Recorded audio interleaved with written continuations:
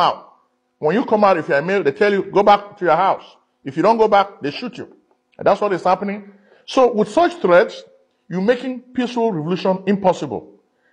Protests are actually part of the Cameroonian constitution. When you do not allow people to exercise their constitutional right, then you are forcing them to use guns, violence. And that's what we're telling you. It is a wrong approach. Allow people to protest peacefully.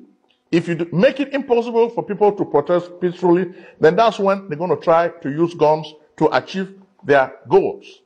Okay, now that we are done with the news roundup, we're going to take you now to the main issue of our show of today. Our show of today, we title it Coup d'etat. These are poison gifts for Mr. Paul Biya and Sisiku Ayok-Tabe. As we're coming to the studio today, most of you already told us that there's been a power tussle in the Ambazonia interim government. When Ayok-Tabe Sisiku was captured in Nigeria at Nira Hotel, Sako Samuel Ekomi became the acting president of the Ambazonia people. Okay? For a while, it was thought that Ayok-Tabe and his people who were in Nigeria, who were captured in Nigeria, were killed by La République. After 6 months of being in a dungeon in the military headquarters in Yaoundé, finally, the Biya government made people know that these people were not killed. They are alive. And they have to go to court. Eventually, they were even sent to Kondengi. In the meantime, Sako was acting as president of the Ambazonia Revolution, and things were going well. He was always saying good things about Sisiku Ayok-Tabe. So what transpired? What transpired is, a few days ago, a restoration council decided that Ayok-Tabe has to be deposed illegally from power. They made a summary impeachment. I don't even know whether they really understand what the word impeachment means. They were saying that he was being impeached for treasonous conduct. When you impeach a politician, the politician needs to present the facts. You yourself, you need to present the evidence of crime.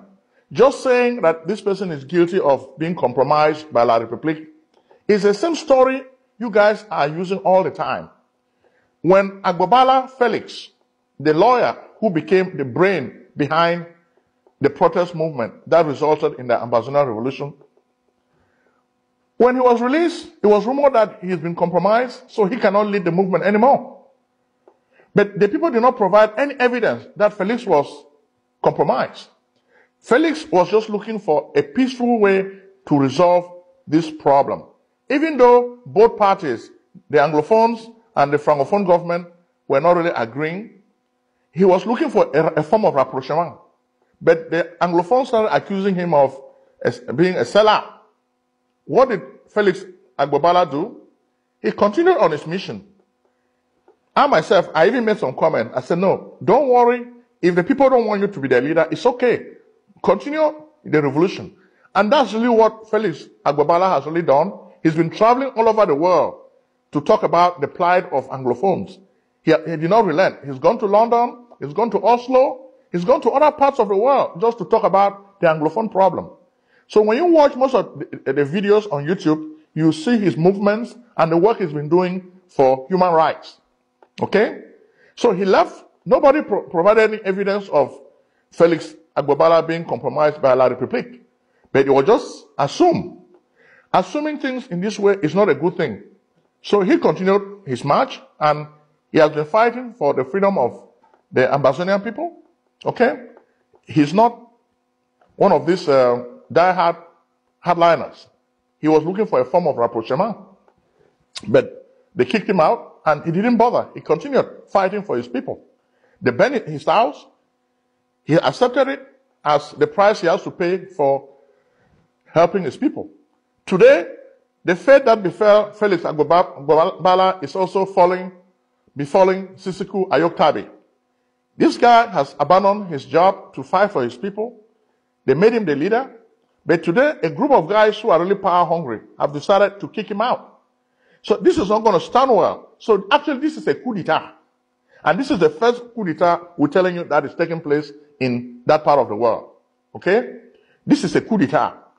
It is true, they have not used arms to kick him out, but what they have used is political trickery and money. When you look at somebody like Barrister Fru Nso, is that how a lawyer should behave? If your client has dismissed you, why not just go into the sunset and keep quiet? Why do you have to be talking about your client's business? As a lawyer, there's ethics. You have to follow the rules of ethics. You don't have to talk about your client openly. I don't know about Cameroon jurisprudence. Why do you have to talk about the plight of your customer in public? Is that how you do law? So I don't know what kind of law you guys are doing. I don't even think that's how English law operates. You cannot just be talking about your client's business openly. There should really be what I call client confidentiality. But we think Barrister makes him as a lawyer. He started concocting stories, traveling all over the world, complaining that Sissoko has been compromised by La République. What is the evidence of compromise? This is fake. And what I'm warning you now is, what's going to happen is there's going to be a backlash. Already, even somebody like Cho Ayaba, who has never really been a Sissoko supporter, has weighed in. Cho Ayaba has weighed in and said, as a matter of principle, there should have been no coup d'etat against Sissoko. Mandela came out of jail and led his people. So it's just like a ceremonial rite. He led his people, even though he was old and weak, but they just wanted him to be president, at least for a term, to show that this is our guy. Why is Sissoko not giving this same respect? When he made those few comments from jail, the guys who were outside now started feeling threatened, and they felt that the best thing to do is to get rid of him. But this is not going to go down well. Even Mark Barretta has weighed in. As a matter of principle, this has not been done well. Most of these people in the junta, they call it the Restoration Council, they're just like a group of power-hungry guys. But they're going to pay for this action because it's not going to go well. Because what I foresee is going to happen is that's going to be the downfall of this interim government. Okay? The people are going to stop financing it. And now the whole movement is going to be split.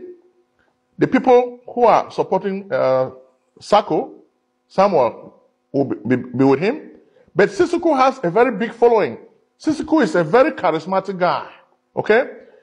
One single individual shone a bright light to this movement.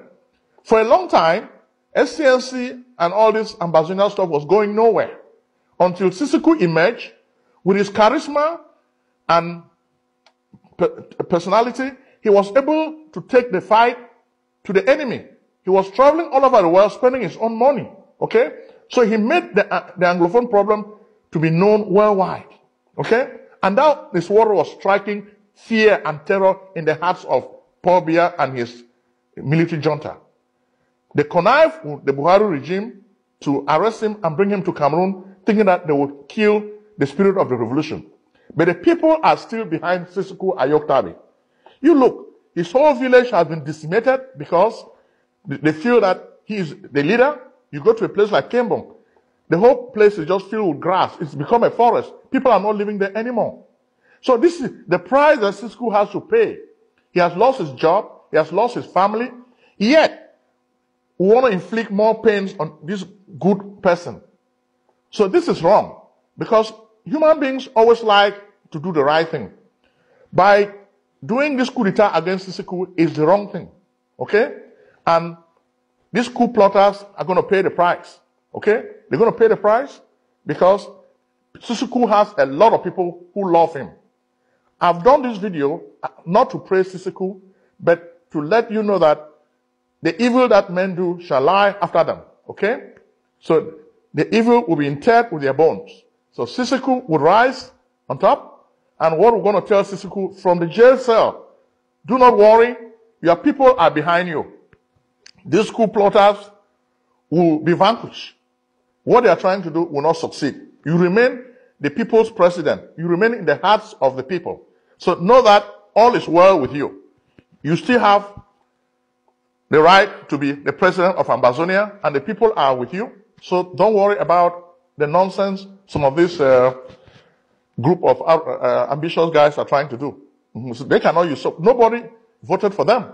So what is going to happen is the same thing that happened in the Palestinian Revolution. The interim government is going to be there. Then there are going to be people who will emerge now who support Siseko, who are going to form another movement. And I can tell you that it's going to happen in the next few weeks. The people who support Siseko are going to form another movement, which is going to be the genuine movement of the people of Ambazonia. So that's how that's going to end. Life insurance money secret.